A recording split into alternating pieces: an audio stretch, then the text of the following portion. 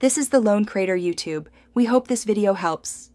In this video, I will explain how to change the time on your Fitbit Versa 4.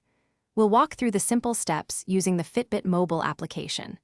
You'll learn how your device automatically syncs for accurate time and how to manually adjust your time zone if needed. Plus, we'll cover some quick troubleshooting tips to ensure your Versa 4 always shows the correct time.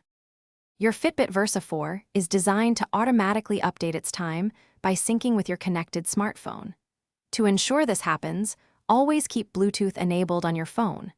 Simply open the Fitbit application and swipe down on the Today tab to initiate a sync. This process usually takes only a few seconds and should resolve most time-related issues, keeping your watch perfectly aligned with your phone's time. If automatic syncing doesn't provide the correct time, you can manually adjust your time zone. Start by opening the Fitbit app and tapping your profile picture. From there, go to App Settings, then Date, Time, and Units. Toggle off the Set Automatically option, then select your specific time zone from the list. After making this crucial change, perform a sync to update your Versa 4 immediately. Encountering persistent time issues can be frustrating, but there are solutions. First, try logging completely out of the Fitbit app and then logging back in.